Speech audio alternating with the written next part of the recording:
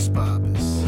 Yeah. When you all tucked up in the day been long, and the news online going on and on, what's right and wrong, and there's something up. Now here comes a great kid you know you can trust. From the true who's who, to the news and cameras, to the fake politics and the propaganda. Yeah, this kid screwed in, got a lot to say. Oh shit, it's about to be a long day. It's a long day, it's a long day coming. What's up, everybody? Welcome to another episode of Long Days with me.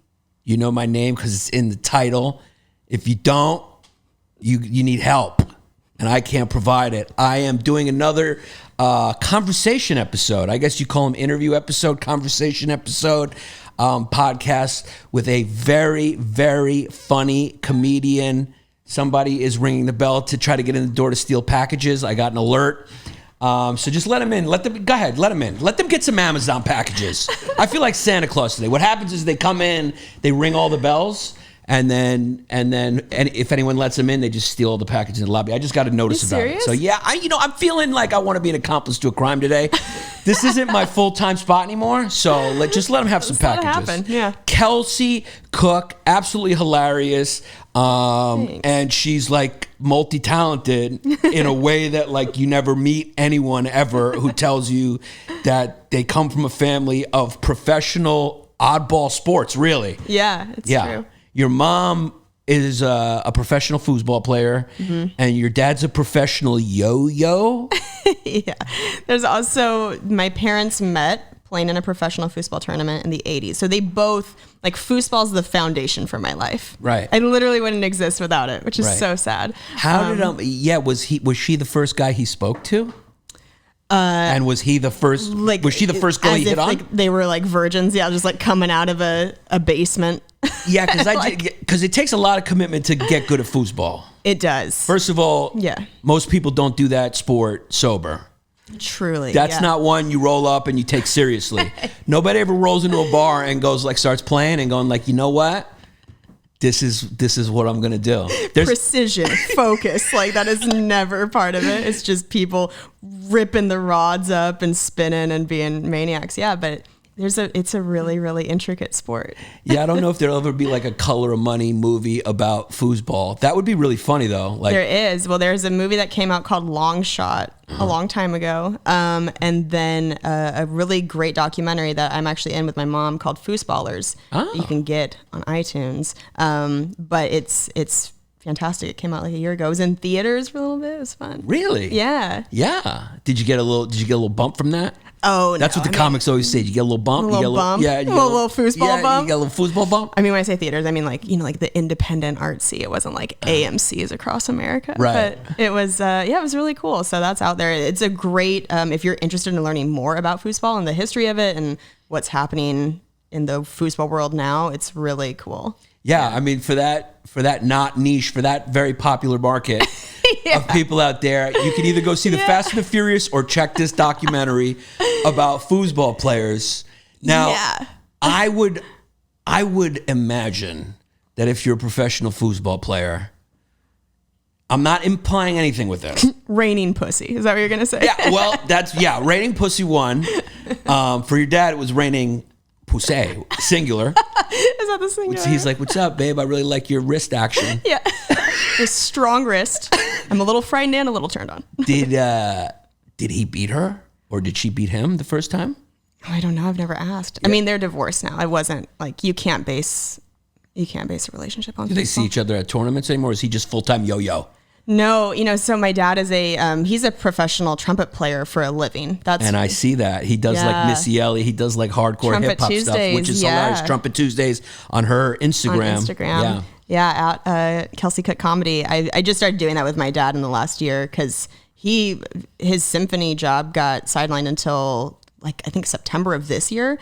So he just wanted to play, and I've always wondered if he could listen to hip hop songs that I played him and then just do it by ear, and he did. So we threw up this video with like DMX songs and Jay-Z, and people lost their shit. And so then we just have kept doing it, and it's so fun. It's been great. Yeah. What was that like growing up with a father who was a professional yo-yoer?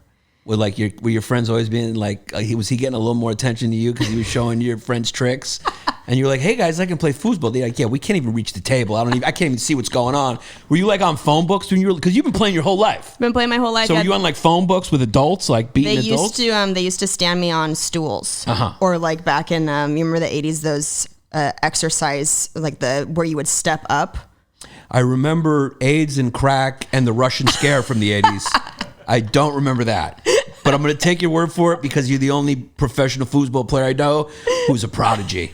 You're like the Tiger Woods of foosball. I know.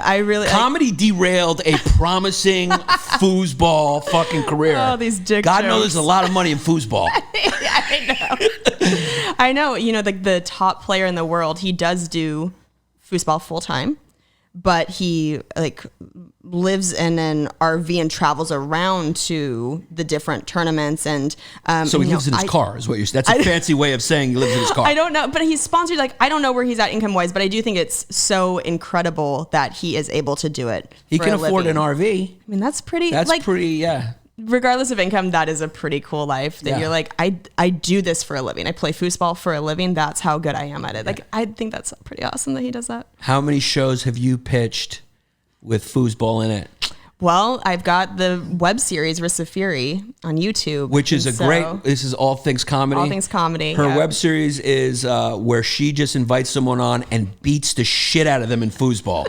I've turned into one where it was like the former heartthrob guy. Freddie Prinze Jr.? Freddie Prinze Jr. Yeah. Who, by the way, I mean, he looks like Freddie Prinze Jr.'s dad now.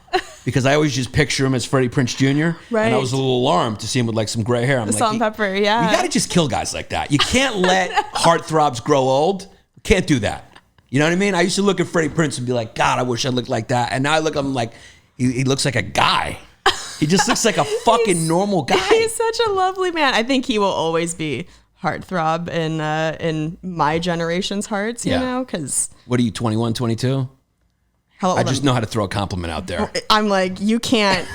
I will just walk out and be so happy for the rest of the day. That's the nicest thing you could say.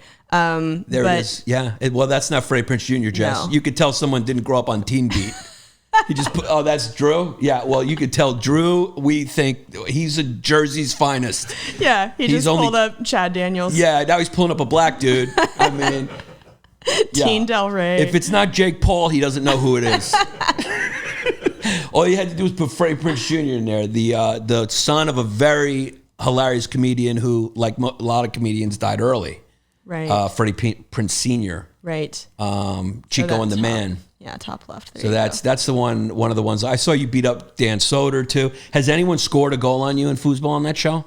People have scored goals on me. Nobody's beat me yet. Right. It's been 23 episodes. So what happens is we'll do 3 rounds. We'll play the first round normally, and then the middle round we'll do things to handicap me. So I'll have to play like in handcuffs with my hands behind my back, or like blindfolded, or with my arms crossed and standing on one leg. We've had to do all sorts of weird shit. So there have been a few people who have beat me in the middle round. Oh. Like Steve Renazzisi beat me in the middle round. I think Chad Daniels beat me in the middle round, because sometimes I'll say, okay, you guys can score on either goal. Right. So if they can just scoot it backward, then they get a point.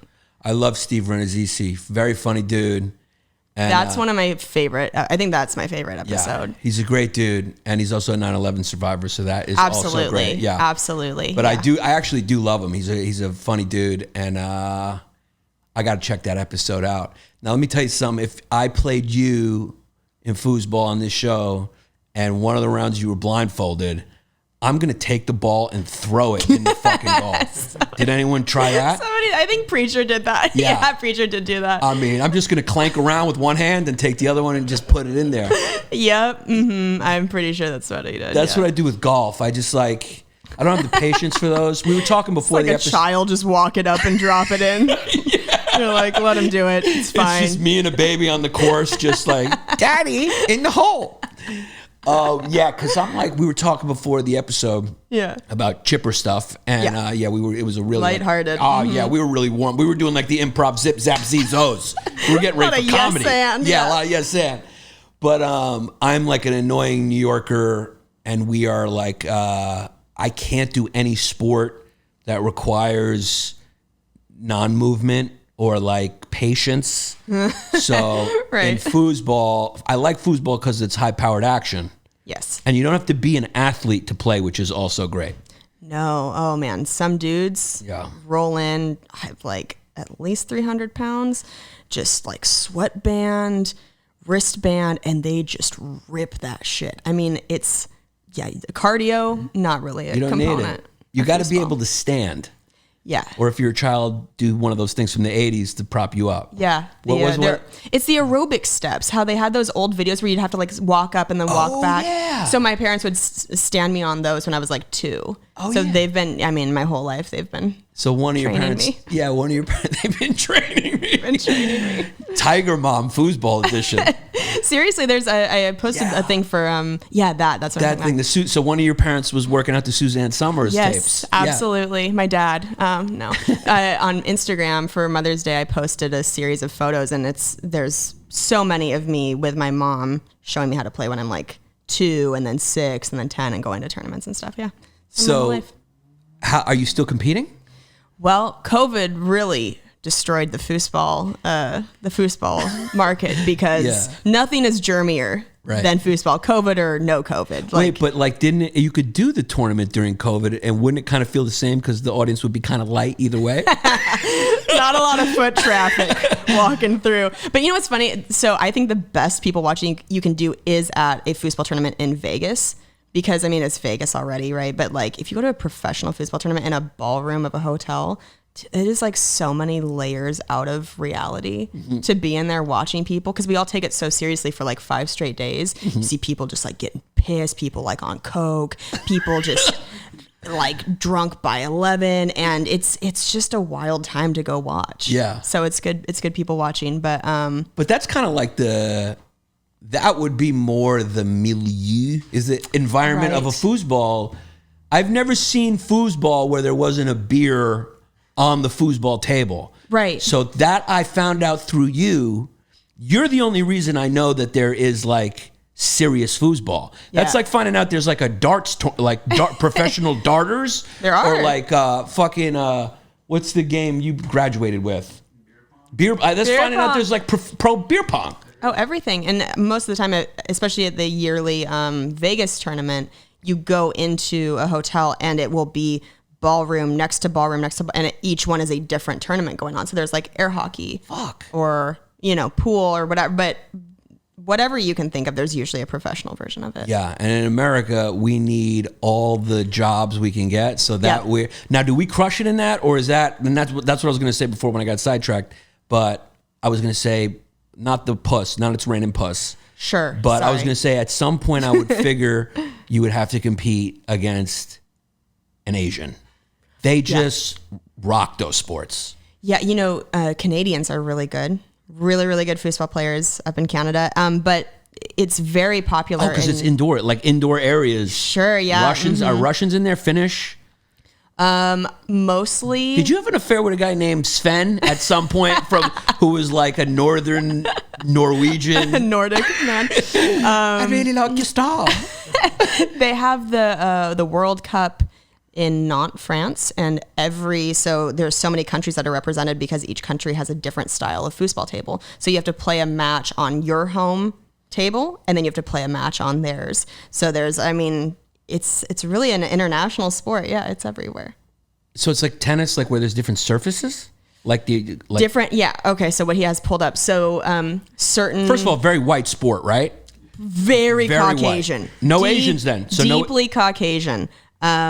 But so certain, even here in the U.S., tornado tables and warrior tables are kind of the top 2, but they are made differently. So typically on a tornado table, there are 3 men on your back bar, whereas on a warrior, there's only 1, and then it's the curved edges.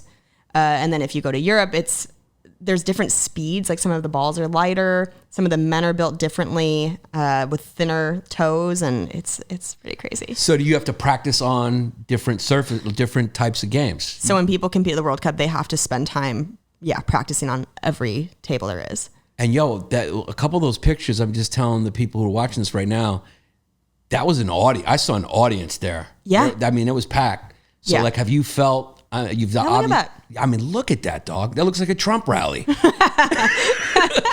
I mean, there's people there, man. Mm-hmm.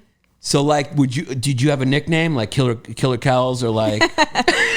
No nickname. Yeah. No nickname. But yeah, at the bigger tournaments, even in the U.S., there's an area called the Pits where they have the championship matches held for each event. Because there's lots of different events. There's like singles, doubles, mixed doubles where it's a man and a woman playing together. And people will, there's stands of people that will go watch the championship game. So that's always exciting when you're playing and you've got a crowd of people. Do you ever get a pop when like you score a goal? Have you ever been in a tight match and like the crowd went crazy? Yeah, it's exciting. There are a few, you can actually watch like some of my matches from tournaments on YouTube because they will upload them there. They do like high res streaming of the games. And I always choke in the finals. I've gotten second in women's singles like 3 years in a row. I'm so fucking pissed. I'm sorry to cut you off, but why would they separate that sport by sex? Well, now let's get into it. Now I have an issue. This is now where you are. Yeah, I have a fucking issue. Why is that not a unisex sport? It doesn't require, what's the difference in wrist strength? So there are open singles events where either gender, any gender, whatever, can go play in it, but they do also have ones that are just for women. I could bulk up if I wanted to. I don't want to bulk up, but I'm telling you, like some of these guys are strong, massive, and will shoot the ball so hard that it comes back out of the goal. Got it. So it does play a role. There's a strength factor to it. The harder you hit it, the faster the ball goes. Yeah. Yeah. I mean, there is, I think, a strength factor to it.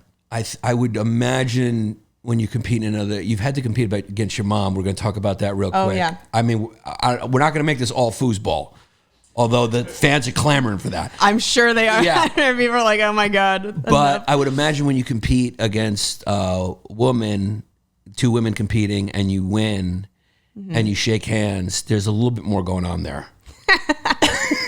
Like guys shake hands, it's kind of like defeated. They're upset, but it's kind of like, but women, there's like, have you ever like... There's a spiciness to it. Yeah, there's a spiciness to it. There's a zing. Women just, they cut a little deeper.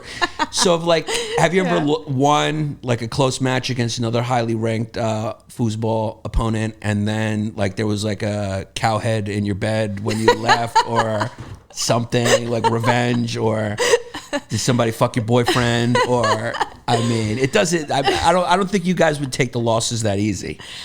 I feel like there's a little bit more space needed sometimes, where like you just like don't want to talk. Yeah. You like kind of. I mean, hi, good game. That was really good. That was really good. That was really good. You're really good. If it was, yeah. Thank you. You're great. Love your shoes too. Love those shoes. Do you always play in? Dudes? Do you always play? Female foosball could be my most. It could become one of my favorite female sports, but the one that I really love is watching women try to destroy each other with false compliments. That should be in the Olympics. Nice purse. Oh, that's I love your and then the fucking you know what I'm talking about, Tro. So you've had to compete with your mom. Yeah, I have. That's tough when you walk in and you see your mom and you guys are chalking. I imagine you're chalking up. You stretching? We don't chalk up in foosball, but you do. People either wear a foosball grip glove, or what's more common is what's on tennis racket handles. So you can buy those at sporting goods stores, and then you bring them yourself, or you can buy them at the tournament. But you wrap the wooden handles or the plastic handles with that, so you have grip. Is there injuries in foosball? Like, does anyone ever? Yeah, I mean, there's a really popular shot called the rollover shot or snake shot, where people rest the handle on the inside of their wrist and they work the ball around, and when they're ready to hit, they roll up and catch the handle before it goes more than a 360. And people, if they do that shot over and over, I've seen people rip the skin open. Wow. Yeah. It's just over and over and over. I mean, my arm is like, I can't move my arm by the end of a tournament. Yeah, you're just doing this for hours. Yeah. You may be a prime candidate for late term arthritis at some point. True. There's a lot of yeah. Your forearms are probably jacked though. Like, I mean, I've got like 4 more years of hand jobs in me, and then it's and then we're done, man. It's Yeah, I can imagine you guys be like, take it easy, Jesus Christ. I used to have a joke about that with like my ex-husband, like the idea of, scary, like having a scary hand job, like a nom flashback or something to a intense tournament where you just like start going in. It's like, Jesus, like you need rug burn. Have you ever dated a foosball player? No. You keep business and pleasure. Okay. But you have dated a comic. You made that mistake. I did. Yeah, you made that mistake. Not a mistake, but yes, I did. It's hard not to date comics. It's hard not to because we're the only ones who get this type of mental illness. Oh, it's such a specific thing. And you have to kind of commit yourself to be to try to be normal. When you're with a normal person, you got to kind of try to listen to what they're saying, and that's a big one. And not pay attention to what you're observing. You got to be like, okay, I'm listening. Yeah, and we're gonna do some boring stuff tomorrow. Okay, I'm gonna do that. Yeah, but then with the comic thing, that can cause some issues too. I dated a comic for a little while as well. Oh, really? Okay, Yeah. but your wife is not. My wife is not a comic. Okay, No, and you no. find that combo works better for you, For me, yeah. Okay, I mean, there's not many couples that make it. I mean, there's Rich and Bonnie, right? Christina and Tom, Christina and Tom, Rich and Bonnie, Natasha and Moshe. Natasha and Moshe. Yeah. But they're like, that's a lesbian couple. No, I'm just kidding. I'm joking, Moshe. I love you. Who else is there? I think that's. I mean, in terms of You and your ex-husband. notable, yeah. Yeah. Yep. So you found it okay. You found it okay to date a comic. Yeah, I mean, there's pros and cons to both sides of that, right? Like we were saying, if you're dating a dental hygienist, it's like, ugh, it's a fucking bummer sometimes. Yeah, right? once It's you like, run out of material, you're like, all right, I've got enough out of this. right. But then when you're dating a comedian, then you do encounter potentially that competition aspect, and that's not as fun. So there's pros and cons to both. Yeah. I guess one of the pros is that when your husband or boyfriend or whatever hears the joke about his like horrible sex, he takes it a little better when he's a comic. Whereas a normal person. Yeah, a normal person goes and they're like, hey, what the fuck? You just told a room full of hundreds of people that I got a small dick, but you love me anyway?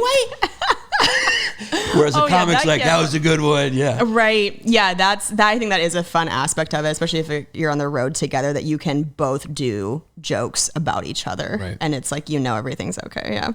Now, you're from Spokane, you told me before. Mm-hmm, yeah, from And Spokane. I didn't know where you were from, but I was guessing it was white. I was guessing it was very just white. You look like a Wisconsin or a Washington white. There's a breed of white that I knew you were like. Really if you milky. If you were like, nah, dude, I'm from Queens. I'm from Flushing. I'd be like, I'm not. Let me check your papers. Let me see your papers, because you have that kind of Midwest or I guess West kind of West white. Coast, Did yeah. you like when you left Spokane? Were you like when you saw other people? Were you like, whoa? It was like a gradual. So I was, born and raised in Spokane, went to college over there, and then I went to Seattle for about 4 years after, and was in that comedy scene, and then to LA, and then on the road with Norton. And I always joke like his crowds are just such godless animals. So that was another weird social experiment of life for 3 years. Is like you're consistently performing for the same group of people, and but it was so fun. I loved knowing that wherever we went, they were his people, and there's just like the least PC people left on the planet. Like you could say anything and nobody's getting tight butthole. No, not at a Norton. No. Was that how you started? Was like, because I remember seeing you, I guess, on the internet, like with him and like, yeah. So he's like my comedy fairy godmother. He made it possible for me to do comedy full time. Right. So yeah, which is such a rare. I mean, not all headliners take somebody on the road consistently with them, and not all headliners are in a position or even want to pay for their way. And he paid for my airfare, my hotel, and then I would get paid for the shows. And for a young comic, that's the dream, that you get to leave your day job that you hate and go do what you love for a living. So yeah. Absolutely. I had a similar thing with Donnell Rawlings. He kind of took me out.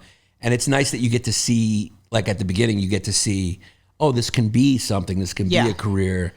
And because a lot of times, a lot of people are just lost in the open mics, and you're going like, how do I get out of this? But my God, yeah. You at least get to visualize and go like, oh, I can get to that, and that this is viable, and I can go on the road and perform for animals. So that was 3 years of that, and then it's been headlining the last maybe 3-4 years after that. But yeah. And you're really funny. Oh, thank you. Yeah, like That's so nice. Thanks. very funny. I watched a few sets, and then I watched the most recent one I watched was the what's her first name? Lily Singh. Lily Singh show. That was a good set. Thank you. Yeah, nice set. Thank you. Yeah, good set. It was fun to say gaping butthole on NBC. I mean, Jesus, that I never thought I'd get to say that. Did they leave that, or was that just on the internet? Yeah. Yeah, because it was such a late airing. You know, I think it comes on at midnight or something. So when I did the Tonight Show, it was you had to be so squeaky clean, and so it was a very different experience to go say gaping butthole and whatever. Yeah, you do the Tonight Show, squeaky clean, but if you hang out with Jimmy Fallon afterwards, drinking. Not squeaky clean. Not squeaky clean. No, squeaky clean. That's my bonus episodes, just called Squeaky Clean. Oh, okay. Yeah. It is, it's interesting because Lily Singh went from the internet where she was massive. Yeah. And she got the show. A lot of her fans got upset because she went to the show. Right. Because they loved her on the internet. We're dealing with that now as comics, going I got to build my thing. Congratulations on 300,000 TikTok followers. Oh, 400,000 now. 400? Work. Are you fucking? Thank you. Are you hitting the whoa, or are you just doing jokes on there? I saw you live once. I snuck into one of your lives. Did you? Yeah. Oh, I did. That makes me want to unzip my skin and crawl out of it. And you were just talking to me. I think, guys, you were being appreciative of your followers. Yeah. Which is important now to build your audience and do all that stuff. It is. And you also have a podcast with Taylor Tomlinson. And Delaney Fisher. And Delaney Fisher, who took herself off social. Right. Yeah. Completely off, yeah. Why'd she do that? I don't want to put you on the spot. Oh, no, it's okay. Did she break Facebook's policy? No, Did she suggest that COVID might have came from a lab and they just fucking nixed her? She's like, sorry, You're guys. out. Yeah. No, she just was it's causing more stress than I want, and she transitioned out of doing stand-up comedy and into she's a full-time. Sorry, this thing just exploded in my mouth. Oh, that's okay. Yeah. Sorry about that. Yeah. I was doing it for so long. My wife caught me smoking cigarettes, so now I'm back to Swedish snus. Yeah. You know, you get caught when you just get a picture of her holding the cigarettes. I left them in her Jeep, and I was like, all right, I'll quit, but I gotta do this way. I gotta have tobacco explode in my mouth while I'm on a podcast. Oh, so, does it taste like I shit? What it. is it? Yeah, is no, it it's okay? bad. No, it's not good. It's not good, but I'm a trooper. Just like when a foosball player has carpal tunnel, I'll fucking muscle through this. Yeah, we push through. Guys, we're brought to you this week by one of my favorite sponsors, Keeps. A lot of people have been saying, Yanni, your hair is looking like you were on Charlie's Angels in the 1980s. How do you have such a full head of hair? It's all about prevention. I use Keeps. It's unbelievable. Here's the thing about hair consultations. You have to go in. It's a little embarrassing. The great thing about Keeps, and I'm being serious with you, is you gotta love how convenient and how private the process is. You do an online consultation and you get your prescription. There's only 2 FDA approved medications for hair loss, and guess what? Keeps offers both. Throw up a peace sign. 2 offers both to you. It's a very simple process. All you got to do is go to keeps.com/fumes. My promo code is fumes. Keeps.com/fumes. And guess what? My peoples, my fans, you guys out there, you get 1 month free. So it's unbelievable. You have to take advantage of this, and it's all about prevention. Don't wait till it's too late. Even if you want to thicken up, and just make sure you keep what you keep. That's why it's called Keeps. Keep your hair. So go to keeps.com/fumes. It's low cost. The packaging is discreet. It has 5-star reviews, more than any of its competitors, guys. And I'm telling you, the best part about it is the convenient virtual doctor consultations, and the medications are delivered straight to your door every 3 months. So they put you on a program, and you will be happy with it. So be proactive, guys. Keeps.com/fumes. Make sure your hair gets thick so you look like a Charlie's Angel like I do. Cooking at home has never been funner than HelloFresh.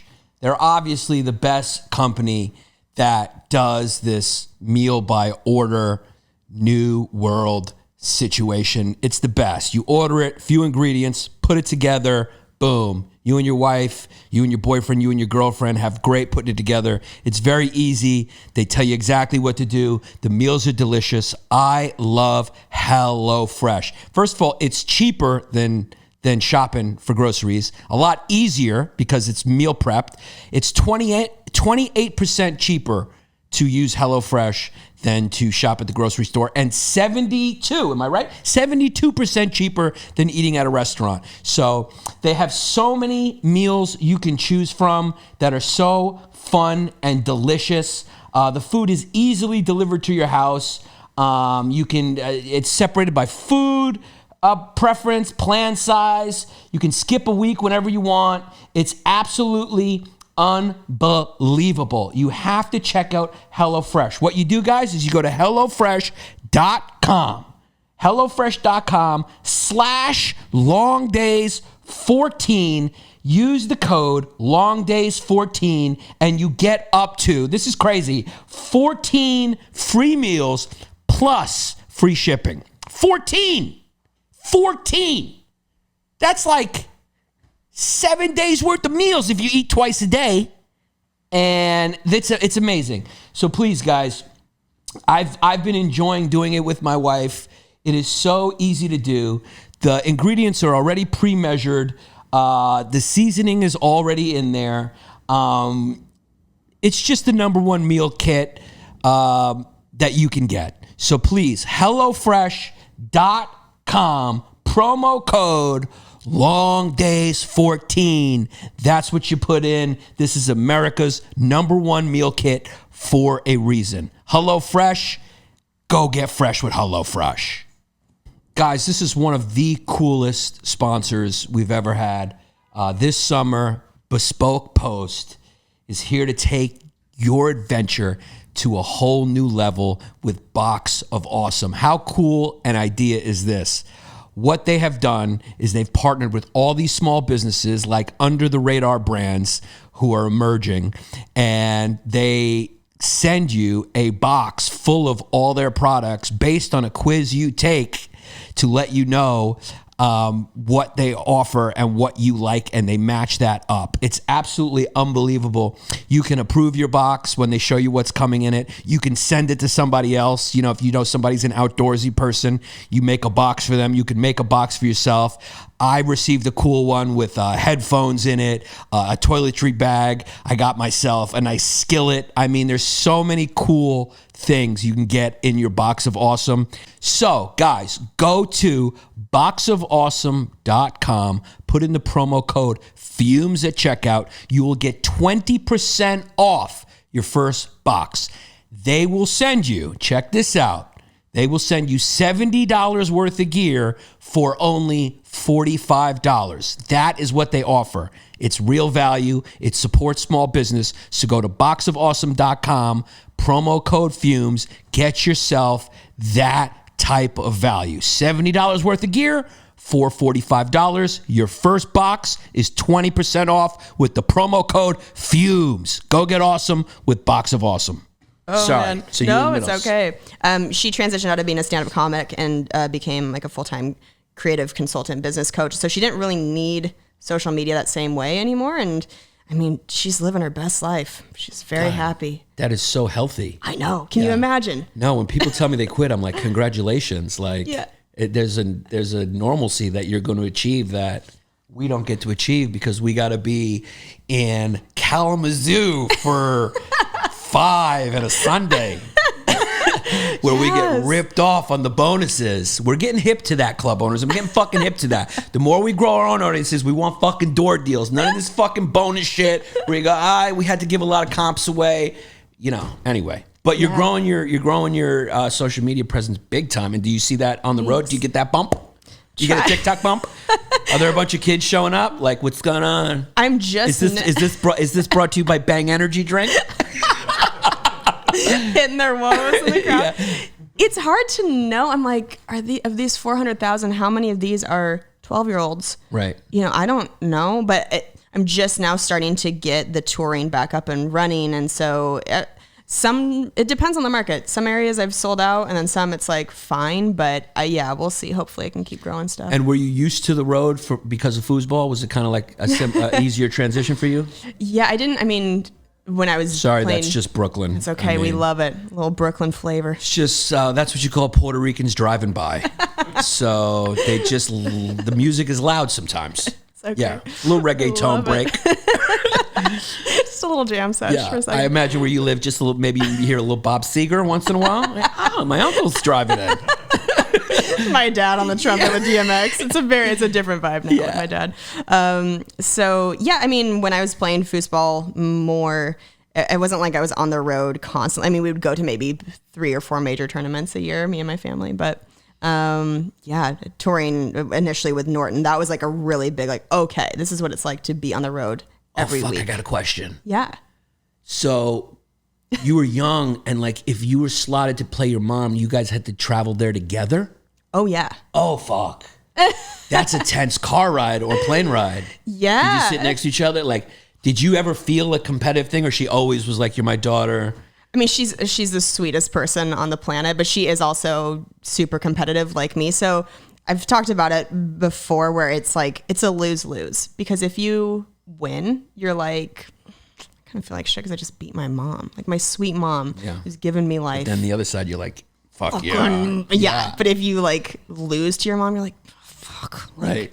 Damn it, mom. Like you get mad to lose to somebody that you know you're going to have to be around the rest of the trip. Right. But that's weird. It's a weird energy. Did you beat her ever? I have beaten her the last probably 3 years of tournaments, maybe. Wow. But like, it's hard. As she gets older, then I'm, I still got the reflexes. Right. I don't know. But still, you overtook her. I know. I can't, that woman is in the Foosball Hall of Fame. She's played for 40 years. Like, oh, she's in the Foosball Hall of Fame? She's in the Foosball Hall of Fame. There's no like robbing her of her throne. Right. But it is a cool feeling to be able to beat her. Could sometimes. we go to the Foosball Hall of Fame? Is it a place, or is it just an idea that you guys talk about? It's an like, idea. do you get a ribbon, or like what? Is there a shirt? You get a ribbon. It's in Vegas, of course. I mean, where else would it be? You get a really nice leather jacket, like a Harley Davidson embroidered jacket. Yeah. And what does it take to get into the Foosball Hall of Fame?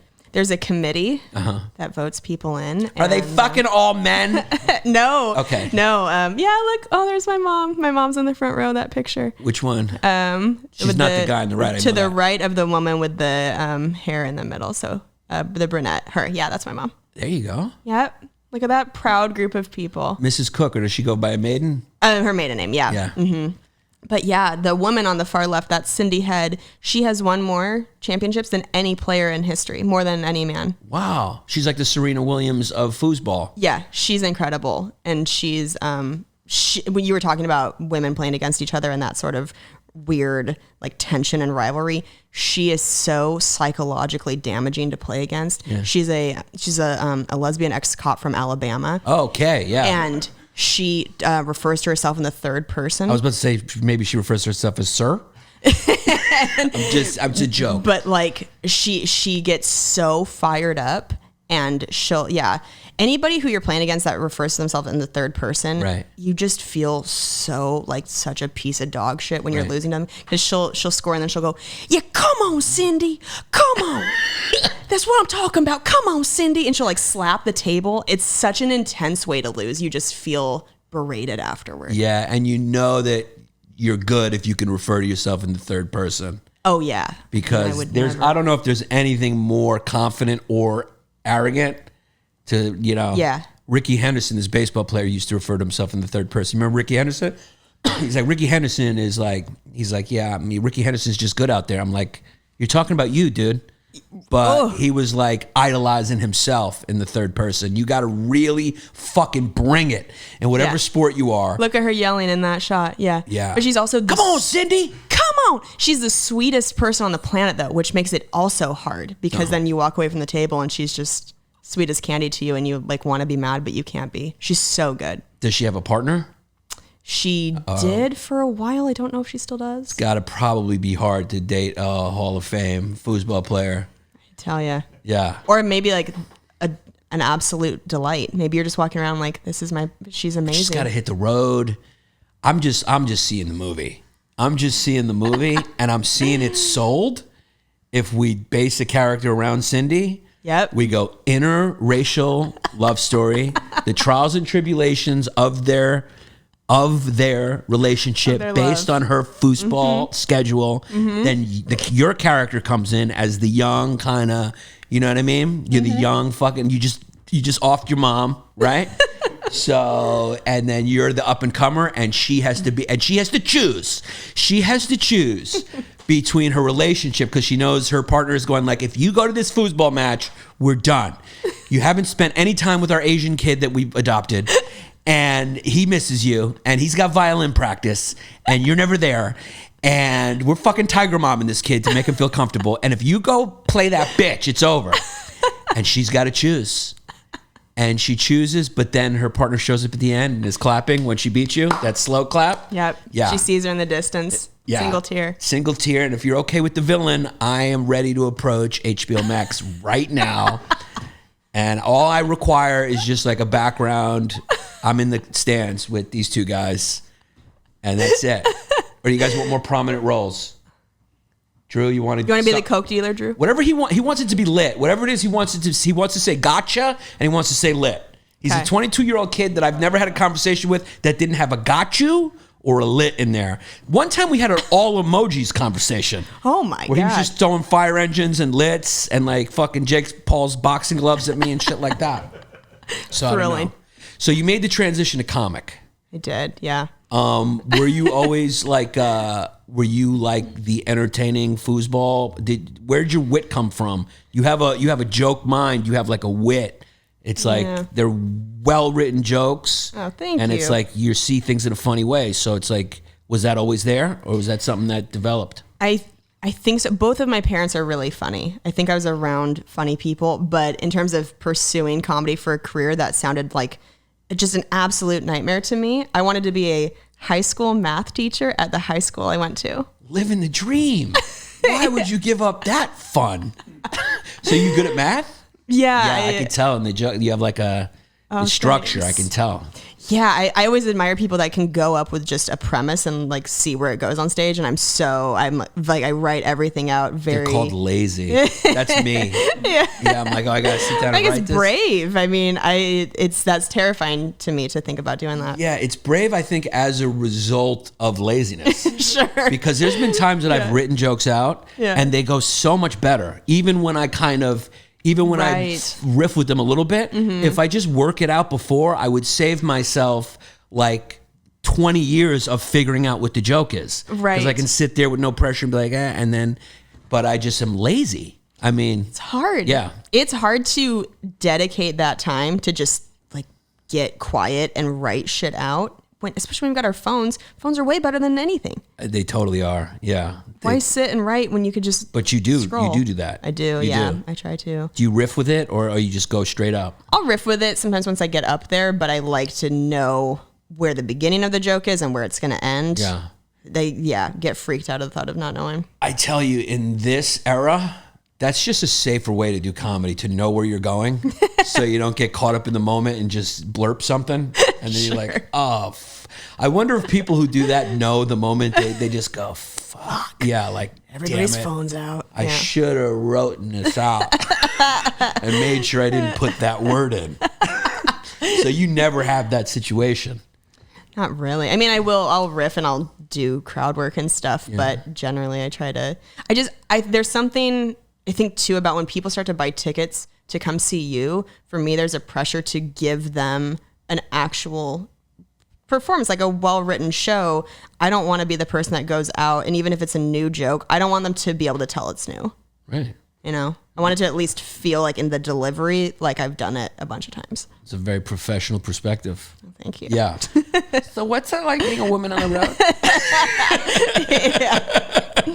But yeah, I think it is that math background though. Yeah. I really liked the idea of having a lot of safety and structure of just like, I'm going to go get my math degree. I'm going to teach these kids. I'm just going to stay in my little small town. But yeah, I'm got like But halfway. bigger dreams called. Yeah, I got into like calc. I was in a calc 3 class and my brain was just leaking. I fucking hated it so much. I was like, It's can't. calculus 3. Yeah. Yeah. I couldn't do it anymore. Yeah, math to me is like there's calculators, so I'm like I just go like that way. Yeah. Well, true. I mean, you get to a point in life where you're like, oh, we don't need any of this shit. There was no need for so much of the stuff we were taught in high school. Yeah, I try to. It's interesting because like I have a daughter now, and like I try to the world she's gonna grow up in. Yeah. Is so different from the world I grew up in as someone in my 40s. That it's like I try to figure out how I'm going to even relate. To her. You know what I mean? Yeah. Like how do I even relate? She's gonna have like her tests on iPads, and she'll have like 3 screens going at the same time. It's actually a little intimidating. Like the confidence of young people, and that's why I love having Drew around. He's not that young. I mean, he's 26, 22, 23. Just graduated from finger painting school too. From where? I call it finger painting school because he likes to play with cameras and shit. His dad is a firefighter. I thought you said finger bang school. I was like, wow, that's a whole new thing. Guys could use that though. That was an elective. Yeah, that was an elective, I think. Yeah, guys could use that though, because for a lot of times I was just doing that. You can't just press elevator buttons. You can't. You gotta hook and pull. Absolutely. Yeah. Because there's no button straight back. No, there's not. There's nothing there. You're not it's cutting. It's a cervix, and we're not gonna. Yeah. Yeah. I feel like you're getting an IUD put in. You don't want. This is a procedure move. Right. This is not hitting. That's if you're trying to rescue G-spot. Britney Spears. You go in and then you take it out. Get that little Lego out of there. Yeah. Little Lego. Yeah, she's got a situation down there. Yeah. Yeah. So it's like guys could benefit from that a little bit. I think guys could benefit from sexual education if we weren't such a Protestant repressed. Do they have that in France? Is that why they're good lovers? I They cheat a highly lot. doubt They like all sex. We have that kind of Protestant repressed right. We don't thing. talk about it. No. You just get out there and fumble around for a few years, and then And the worst part is like guys get raised on porn, and I don't even. His generation, the porn is so accessible, and that's the wrong way too. Right. I mean, that's the big wrong way. That's the worst teacher you can get. That's the porn. other end of the spectrum. That's of the other end of the spectrum where you're going, and that's how we learned when we were kids. Was like by porn, and that's not. Right. Women aren't into that. You can't just stand up and go, okay, ready for the money shot. Like what the fuck, no, that's not how it works. It's 2 p.m. on a Tuesday. Like, No, we can't do that. My mom's upstairs. We're sneaking this. So guys I wonder about, I go like, how am I going to relate? Like if you were a math teacher, a lot of kids are just going to be like, I got this, I'm a cyborg. I don't need to learn this. They're pretty much cyborgs at this point. Like it's part of them. Like the internet is like part of them. Yeah. My mom was my high school French teacher. And so before she retired, I would go back to her class once a year to talk about being a comedian for a living and like just encouraging kids to follow their dreams, because it's so much still that standardized career testing in high school where it's like you do that shitty thing. It's like, well, you could maybe be a doctor or whatever. There's nobody's ever like, be a clown. Right. Especially in Spokane. Especially from Spokane, yeah. But I don't know. I just always think it's good to show kids that you don't have to go do that if you don't want to, and if you feel like you could do other things. But yeah, just even, I was more nervous talking in front of her classroom of like 20 kids who would just like occasionally look up at me from their phone than like performing for 2,000 people. I was sweating bullets. I fucking hated every second of it. I was like, oh, teaching in this environment would be a disaster. I had that same experience for my senior thesis. I did it on magnet schools. Okay. And I got to teach a class, and that was I grew up in the 30s. So there was even no internet. But like the kid, like trying to talk to kids and keep their attention was like, and I was trying to be hip and cool, and they were just like, fuck this loser. Like they just wanted no part of it. They can smell it. They can smell the desperation to just try and fit in. Oof. Terrible. Toughest crowd, probably kids. Yes. Yeah. So very happy for a million reasons that I did not become a high school math teacher. Yeah. And a lot of fans are happy for that too. Thank you. It is intimidating. The thing about it is, I don't know if you found this, like when you talk to younger kids who grew up with the internet, they have this sort of scary confidence that I find that I don't have. Like, I don't know how old you are. I'm not going to ask. But like did you grow up with the internet? I'm 32. I don't care. 32. Yeah. It's young. So you were like in between her a little bit, but mostly internet. Mostly internet. Yeah, mostly internet. Because I like the internet like came out when I was like in college. Like Wow. my first year, people were like different. Like a dude had a computer, and we were like, "Yo, man, this dude's got a computer." Right. Who are you, Bill Gates? It was like nobody had him. Right. So there's this, and now with the phone, it takes to another level where these kids are so confident because they know they have every answer to any question. Yep. They can learn how to do anything.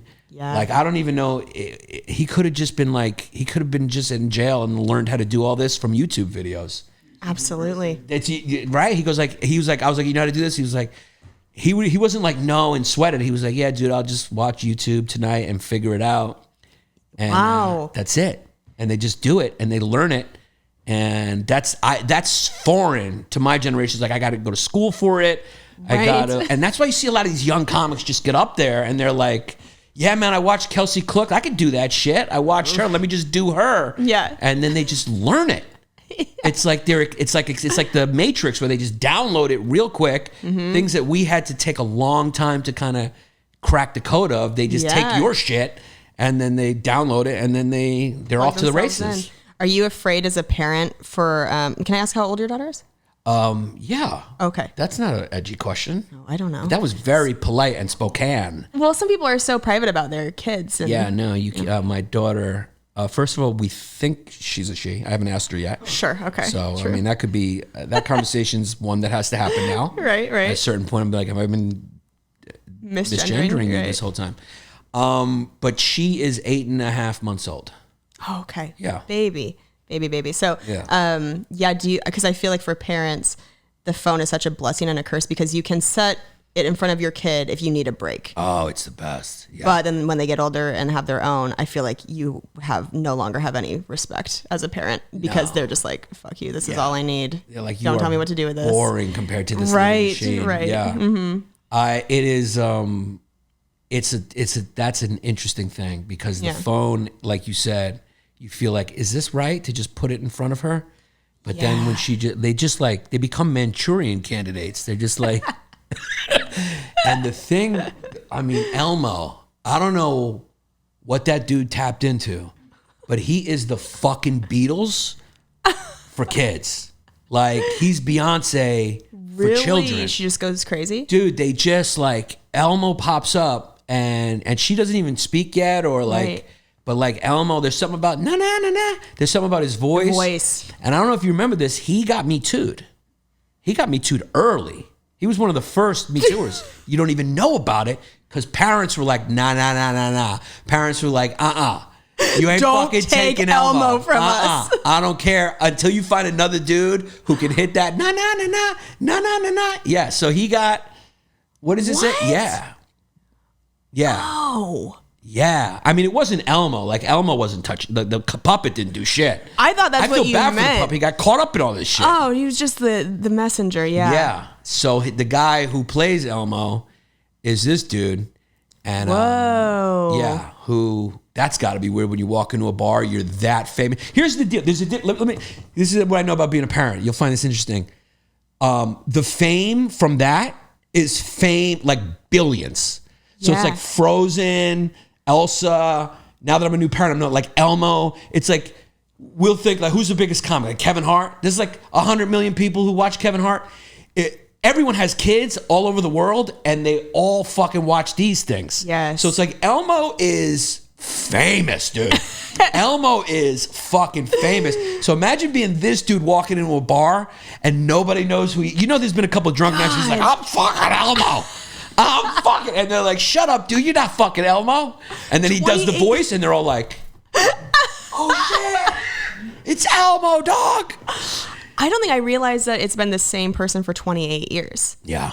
Oh, he's not letting that, the amount of money, and the amount of money these things generate, like Disney. Right. Like, dude, wow. Children's like, because children don't watch something once and go like, what's the next? They go, put it on again and again and again. Yeah. My little girl has been watching Coco Melon like over and over and over and over again. So yeah, this kid, he did a bad thing. I think he pulled like a Kevin Spacey, right, or something like that. Yeah. Not in that he had people killed, but he got caught in a situation. Sexual relationship when the man was 16. Wow. Yeah. Oh, Jesus Christ. That's no bueno. Horrible. But I think people looked the other way. Am I wrong about that? Or is someone else playing Elmo right now? I mean, it says he stepped away from it at the beginning of that article. He needed to take a little time. Yeah, they did when Michael Jordan got caught gambling, they're like, we just need you to step away and play baseball for a second. There's no way you're going to not let Michael Jordan come back. Right. I think they did the same thing with whatever his fucking name is. He came back in 2018. Yeah, they were like, look, dude, what you did is called statutory rape. Yeah. But you're Elmo. So take a vacation. That is just insane. Yeah, and he's back. And he's very important to us parents, and I will protect him at all costs. Oh my God. I mean, I could come into my house and there'd be a dead body on the floor, and that dude standing over with the Elmo puppet like this because he's like crazy and lost it, and I'd be like, dude, we will figure this out. We need you because you provide my daughter and me and my wife with such a reprieve. I mean, I think me and my wife, we could go to Miami for like a week and come back, and my baby would still be just glued to Elmo. It's really, what we do as comics is so.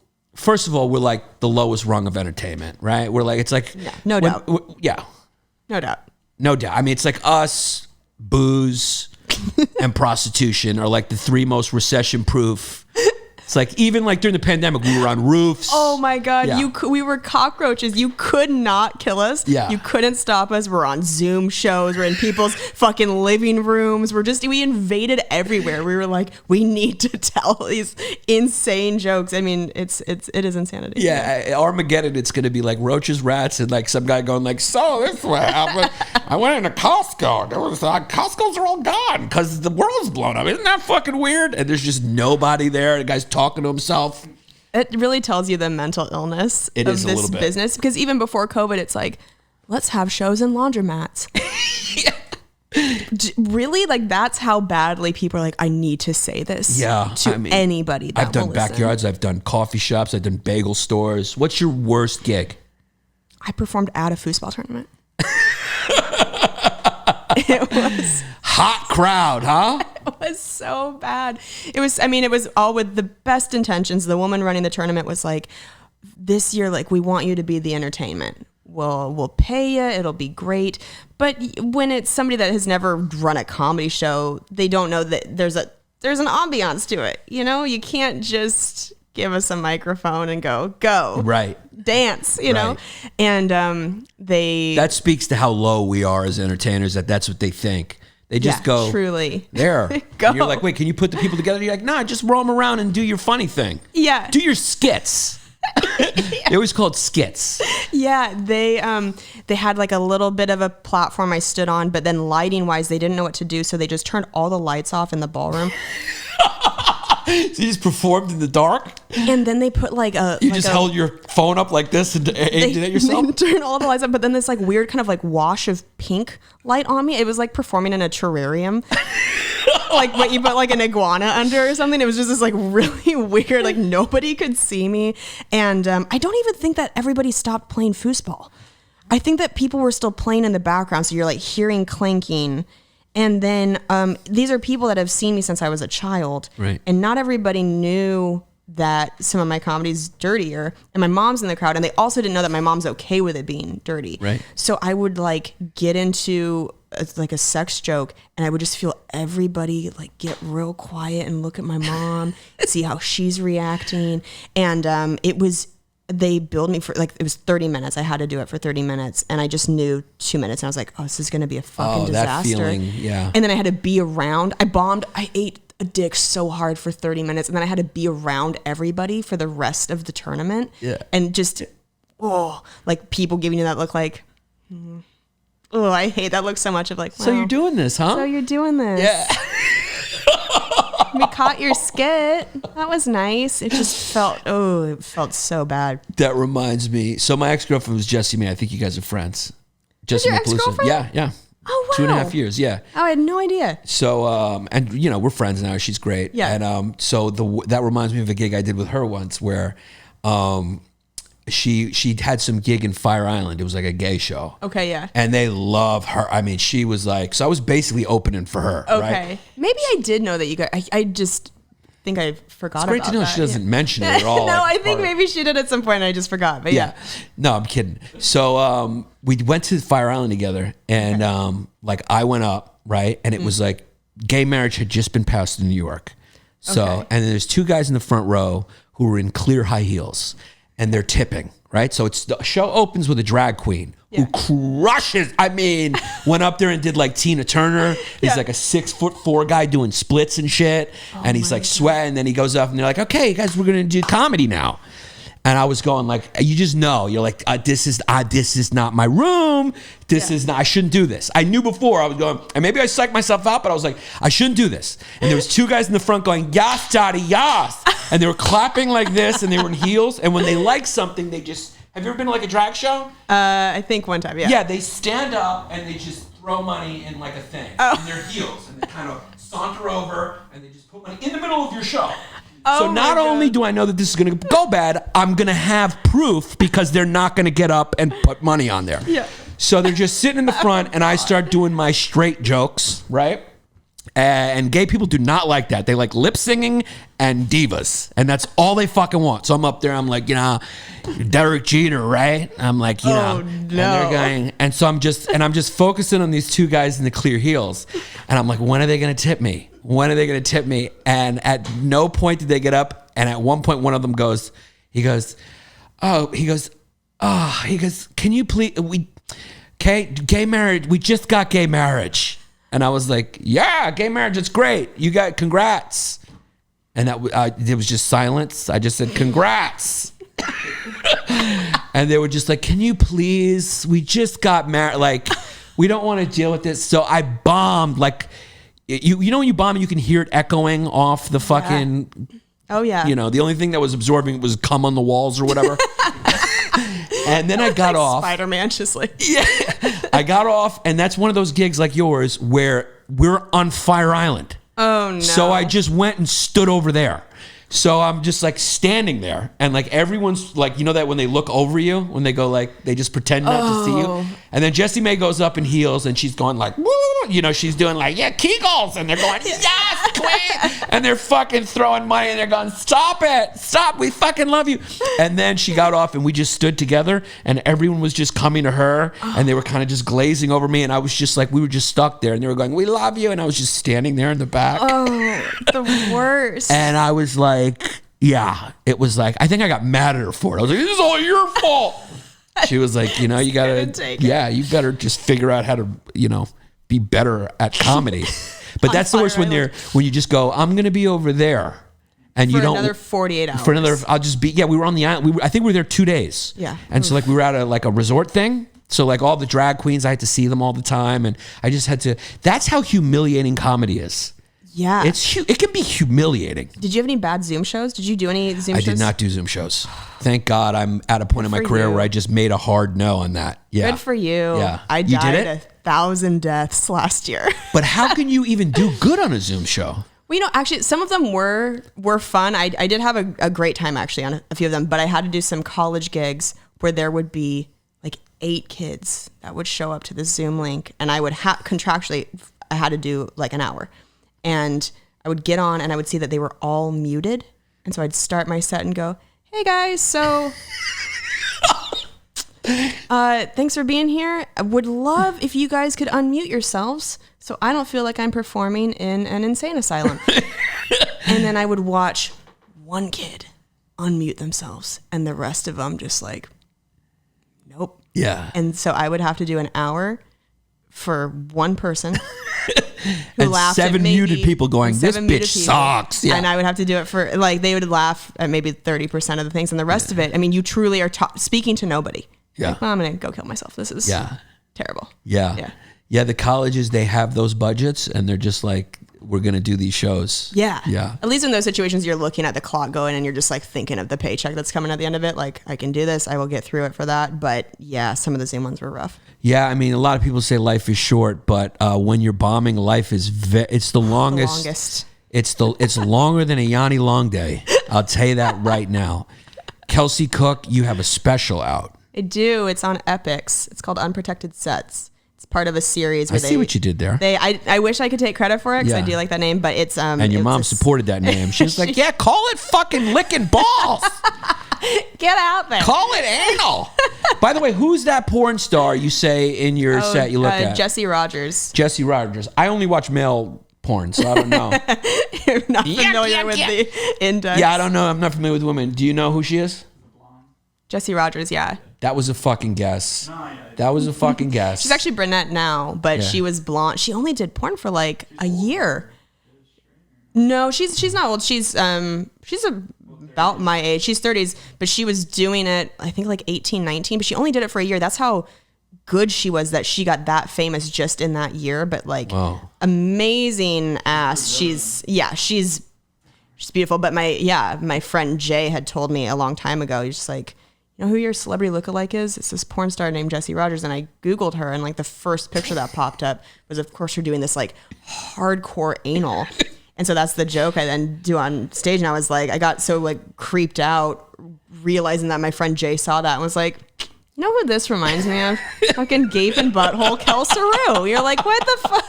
Why did that make you think that? Yeah, let's pull her up. I want to see. I think I look like her in that top left a little bit. Yeah, I see it a little bit. Yeah. You guys? Yeah. Yeah, I see it in the face for sure. Yeah, the face and labia, apparently. I don't know what her labia looks like. I've just seen her asshole. But Yeah. So she's out of the game now.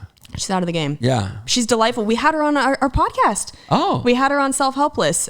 She talked about kind of the behind the scenes of the porn industry, and you know, as you can imagine, very wild. Yes. But yeah, she's doing great. She's so sweet. I want to actually meet her in person. Yeah. But yeah, she's awesome. And who knows? She'll probably just end up doing comedy. Who isn't doing comedy? She'll isn't doing retire. comedy? She'll become a comedian. Yeah, she's very popular on OnlyFans. Oh, she's got her OnlyFans. Yeah, I think that's where it's at. A lot of people went to OnlyFans. Yeah. Who knows? I just got to figure out what I would sell. But Can you do your character on there with the wig? Yeah, I might do that. Okay. I think people might. Yeah. Maybe I'll just start. Maybe I'll do an OnlyFans with Marisa. That's what I'll do. Yeah. You could do like a foosball instructional on there. Probably. That would get low hits. For what people want on OnlyFans. Yeah. And but I feel like the foosball audience would be on OnlyFans. Yeah, it's The so guy hard. ones. There's some people who are wholesome and genuinely want to learn more about foosball, and then a lot of dudes just. And that's Gary. That's and probably that's one guy named Gary. One dude in Minnesota named Gary, and everybody else wants tits and assholes. Well, so. thank you for doing this. So how do they access the special on Epix? Is there a place they can go to? Yeah, so you can download the Epix app, or if you have a certain cable package, it's just streaming on Epix there. But I've cut up the special into clips, and it's on my TikTok and on my Instagram. So it's at Kelsey Cook Comedy. And then I'm touring now. If you go to kelseycook.com, I've got a bunch of tour dates coming up. When is this coming out? This will be probably this week. Yeah. Oh, nice. Yeah. So a bunch of dates. It's like every weekend in August and September. Look at that. Into October. Yeah, there's a bunch coming up. So kelseycook.com. kelseycook.com for her tour dates, her podcast with Taylor Tomlinson and Delaney Fisher. Fisher. You and Taylor Tomlinson are killing it. Thank Both you. very funny. I don't know the other girls. I guess she doesn't do comedy anymore. She doesn't do comedy anymore, but she's amazing. Super. Yeah. So check out the Self Helpless podcast. Follow you on TikTok where you're fucking dabbing it up and hitting the whoa, and you'll go live once in a while, which is always fun. Yeah. Hey guys, I caught you on it. Yeah. It is like a little humiliating. Yeah. But you feel like you're supposed to do that. I've heard that helps get more engagement or whatever. It does. And your clips are up there. Your clips are funny. Thanks. Go watch your clips. You're super, super funny. And I'm really happy thank you did this. you. Thank you for coming in. You're fucking hilarious. I laugh out loud at your clips all the time. So I was Thank you. happy to come on. Yeah. Let's fucking foosball. Yes. Guys, it's time for our small business shout outs. The lifeblood of LongDays, the king of the long haulers. These guys are those COVID symptoms that don't go away. And we appreciate and love each and every one of you, especially the absolute pope of the long haulers, my boy, Mike Millinoff. the Bulgarian with the big glue gun, the cat strangler. Okay, the best dressed psychopath you've ever seen in your entire life, Mike Milanoff. Go to his Instagram page, Thix Nation, Thix Nation, because his gear is Thix and his glue gun is Thix. Mike, we hope you enjoyed your video, brother. It finally went up across all my social media platforms. All the fans of LongDays have to go to Thix Nation on Instagram. And I want you to put funny comments underneath all his photos. And you tell me what he looks like to you. And I will read the funniest comments on this podcast. He's the big time glue gunner. He gives more money than the rest of you, so he gets the most time. Even though he doesn't promote a business, he's just a kid with money that's promoting his Instagram. And he's done well in life. He came from nothing, and you got to respect people like that. And he's also a huge fan, and he's appreciated the most by me and Jesse and even Drew if he was here, okay? But he's got a haircut. So go to Thix Nation on Instagram. Mike Milanoff, you're the best, dude. Hope you enjoyed your video, and we hope you continue to support us. And whatever else you need me to do, I'll do it. Of course, the great Eastside Cheesecakes. I am so glad to be promoting these guys. You can get them at Uncle Paulie's Deli. Uncle Paulie. Go to Uncle Paulie's in LA and get yourself Eastside Cheesecake. EastsideCheesecakes.com. It all starts, like I say, at the gram. Go follow them on the gram. Eastside Cheesecakes, all one word on the gram. Go support Julia and Gregory. They've started an amazing business, and their cheesecakes are fucking mind-blowing. To be honest with you, it surpassed my expectation. We got another long hauler, Omar, who went and took a picture with them and got a cheesecake, and he told me he couldn't handle how good it is. That's what happens when you cook your cheesecake yourself and you just care about it. So get it now before they blow up and they start caring. You know, that's what happens. They blow up and then they just stop caring. And then you got to go to Julia and Gregory's house to get a fucking good cheesecake because they're blown up and you're going to some chain spot and some dude's making it who doesn't care about the cheesecake. So get your Eastside Cheesecake now before they blow up. There's a discount right here for long haulers if you want to buy a cheesecake. If you're in the Los Angeles area, go and get yourself Eastside Cheesecake. They make everything from scratch, and it is absolutely delicious. I tried it. Of course, Joseph DeMonte. If you do not go to Blue Agave on 3rd Avenue in Bay Ridge, you're not having a full Bay Ridge experience, okay? Blue Agave on 3rd Avenue, my boy Joseph DeMonte with his spot. The food is incredible. The drinks are even better. And it's just a cool, small spot where you can take your girl and get a drink at night and have a real Brooklyn nightlife night and feel like a real kid from Bay Ridge. Joseph DeMonte. Blue Agave, all one word on the gram. Blue Agave, Bay Ridge, all one word. So long to our last guy. We miss you. Hope everything works out. Go, if you're moving your car, dudes, you know what you got to do. You got to go see this screwed in kid, Jared Z from the Stink Box, over at exclusiveautoshipping.com. Go for your free quote. If you're moving and you want to move your car, whatever wheels you got, he will move them. He will move them anywhere in the country. You're moving to another spot. You're like, how do I move my Lex? How do I move my Tesla? I don't know what your income is. Maybe, how do I move my Toyota? You go to exclusiveautoshipping.com, get your free quote, and they'll move your car for you. Rob's Mental Playground. We should have theme music for Rob's Mental Playground. Guys, go to Rob's Mental Playground on YouTube, robsmentalplayground.com. Go buy art and print, his shirts, his prints, his art. Have him custom make something for you. If you want a hyena in the bathtub, cuz you can sell these. You have my permission. You have my permission to sell these fucking hyenas in the bathtub, cuz. Thank you for my fucking hyena in the bathtub on my suit, on my set. We love you, Rob. You got to follow Rob. He's a wild, wild kid. When he watches Squeaky Clean, he hops in the bathtub and he sends me photos of him twinkling his toes. The kid is fucking wild, and that's why it's a mental playground. Rob's Mental Playground, all one word on the gram. Go follow him. He's a fun follow. He's in every live. He's just a funny kid. Then we have, of course, a new sponsor, For the Free, forthefree.us. Am I correct in that? Yeah, it's forthefree.us. Yeah, go support these guys. Get your, find out about all the local artists in Hawaii. This guy is all about supporting the local scene in Hawaii. Go learn about all the up-and-coming artists. Is there anything funner? There's nothing funner than exploring and finding somebody as they're coming up. That's the best feeling in the world. If you're a music lover and you want to know what kind of poppin' musicians there are in Hawaii, which there are a lot, it has a booming scene, go to forthefree.us, check it out. You can't go wrong. You cannot go wrong with this kid. They're also doing some cool stuff.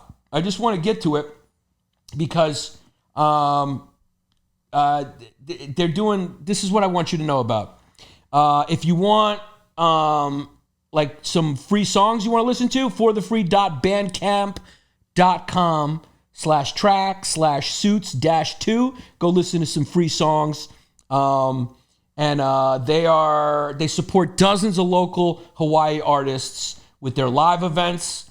But they can't play They can't play the music without permission. So whatever that means. But forthefree.us, it's all free. They got videos of their events. You can go check out the artists. They got merchandise, tour information, all that stuff. It's all free, guys. So go over to their website, forthefree.us. And they do, once Hawaii opens back up, which I don't know if it is, they're going to do a new gala in Hawaii. So you got to follow them, dude, and support these artists. That's a real fun thing. This is like exactly what the Small Business Shoutout is about. So I hope you go find some cool new bands and go support forthefree.us. Just go to the website and take a gander around. You know what I'm saying?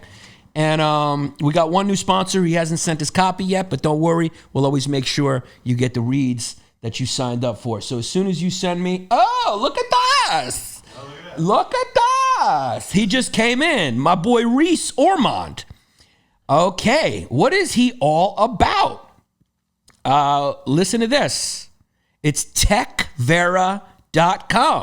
Techvera.com. Facebook.com/techveraIT. This is amazing, dude.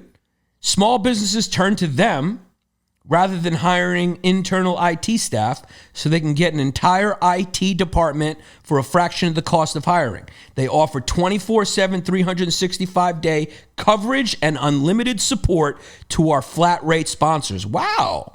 Larger organizations with existing IT departments turn to them to help with cloud projects, their co-managed IT program where they extend their best-in-class tool stack and automation to internal IT departments, driving automation, efficiency, and security efforts. So this is a real tech screwed-in egghead business here. This is really great. So are you going to let a nation-state hack your network, encrypt your data, demand a ransom?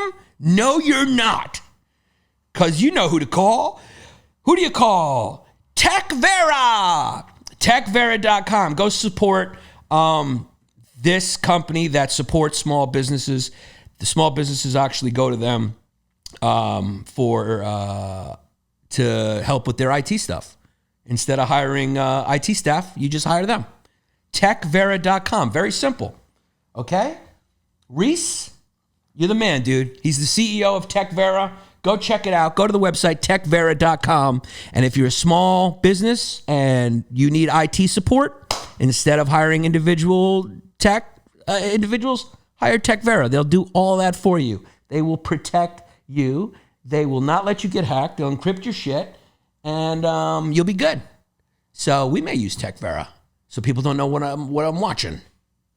Peace out. Thank you, Reese.